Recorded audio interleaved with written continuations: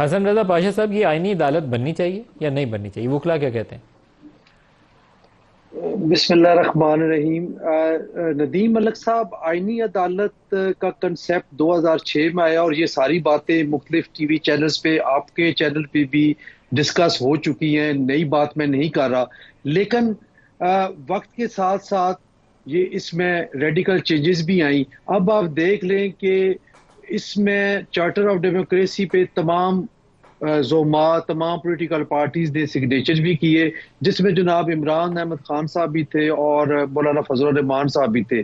बल्कि Pakistan peoples party का जो इस वक्त का मैनिफेस्टो था इस 2024 के इलेक्शंस में, उसमें भी उन्होंने ये चीज रखी कि आईनी कोर्स बनाएंगे। उस वक्त तक तो सबको था कि ठीक है, होनी चाहिए। अब सवाल ये पैदा होता है कि एक बड़ी अपोजिशन जमात पाकिस्तान तहरीक इंसाफ, इसमें कोई शक नहीं है कि बड़ी जमात है, वो अब एतराज कर रही है। लेकिन एतराज सिर्फ इस बुनियाद पे इंटरनल हवाले से देखा जाए जो हम तक इतलात पहुंची हैं, और किसी जगह पे बबांगे दौहल ये इन्होंने इजहार भी किया इस चीज का कि ये टाइमिंग ठीक नहीं है। अगर टाइमिंग ठीक नहीं है तो क्यों नहीं ठीक? तो उसकी तोजी ये बयान की जाती है कि ये पर्सनल स्पेसिफिक कानून साजी की जा रही है, आइन में अमेंडमेंट की जा रही है, सिर्फ काजी फाइज ईसा साहब को लाने के लिए। आप बाद में बात करें तो फिर हो सकता है कि इस पे आए। मैं ये कहता हूं कि क्या दो चीजें आप सामने रखें। नंबर एक, क्या आप ये समझते हैं कि जो कॉन्स्टिट्यूशनल कोर्ट है वो जरूरी नहीं है? और अगर जरूरी नहीं है तो फिर काजी फाइजा साहब अगर उसमें चीफ जस्टिस नहीं बनते या उनको बतौर जज नहीं लिया जाता, तो फिर आप कहाँ खड़े हैं? क्या फिर आप इस बात पे एग्री हो जाएंगे कि होनी चाहिए? और दूसरी बात जो हसन रजा बड़ी पाशा साहब, इंपॉर्टेंट एक है चीज़ पहले आप उसमें। बता दें, फिर मैं ये हुमायूं साहब से भी पूछूंगा। अगर एक ये एक इशू कंट्रोवर्सी आपने सही आइडेंटिफाई किया। आज भी इमरान खान ने जेल में जो मीडिया से इंटरेक्शन किया है उसमें उसका इल्ज़ाम यही है कि आईनी अदालत बना इसलिए रहे हैं कि काजी फायज ईसा को उसमें लेकर जाएंगे। तो क्या ये मुमकिन नहीं है कि 26 अक्टूबर उनकी रिटायरमेंट डेट है, 26 को justice Mansoor Ali Shah supreme court के चीफ जस्टिस बन जाएंगे? मेरे जहन में एक तजवीज़ आती है कि क्यों नहीं, अगर ये बहुत ज़रूरी आईनी अदालत बनाना तो 1 महीने के बाद बना ली जाए। फिर उस वक्त जो भी कोर्ट बैठी होगी उसमें से जो जज आप लगाना चाहेंगे तो लगा लेंगे।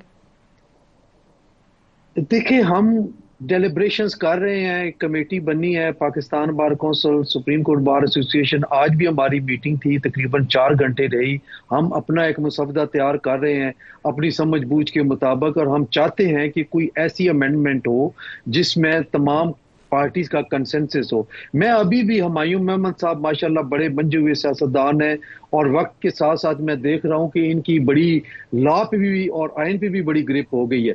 और मैं ये समझता हूं कि आज डिफाइनिंग मूवमेंट है, ये आए, ये बैठे, हुकूमत के साथ बैठ के बात करें और अपनी तजावीज दें। देखिए, मशावरत के साथ, मसलन मेरी जाती राय मलिक साहब ये है कि अगर चीफ जस्टिस एक ही रहे और कॉन्स्टिट्यूशनल बेंचेस बना दें और वो सिर्फ कॉन्स्टिट्यूशनल केसेस को ले ले और कोई काम दीगर ना करे, ये भी मुमकिन है। तो देखिए, हर तरफ से ये तजावीज ज़्यादा आनी है, प्रैक्टिकल है। इनकी तरफ से भी आएगी, ये हमारी ज़्यादा तरफ से भी प्रैक्टिकल है आएगी, सबकी कि तरफ चीफ से। जस्टिस वही हो जिसकी तो बारी है, लेकिन एक आईनी बेंच आप अलहदा से बना दें, वो बाकी मुकदमा से हट के वो बिल्कुल। सिर्फ आईनी नौयत के केसेस देखिए सुनता रहे। ये ज़्यादा प्रैक्टिकल अप्रोच है। देखिए मलिक साहब, उसके जरूरी लिए नहीं आपको है कि नई आईनी मेरी ये अदालत नहीं बनानी तजवीज पड़ेगी, कोई इसी सुप्रीम आप। कोर्ट के अंदर एक बेंच आप बना सकते हैं। जी, मैं ये अर्ज कर रहा हूं कि जरूरी नहीं कि मेरी तजवीज को कोई पजीराई मिले। हो सकता है हुमायूं मोहम्मद साहब कोई ऐसी तजवीज दें जो इससे बेहतर हो। देखिए, जब तक मशावरत नहीं होगी और ओपन माइंड के साथ आप बैठ के बात नहीं करेंगे, उस वक्त तक तो मुमकिन ही नहीं है कि कोई सूरत हाल आगे जाए।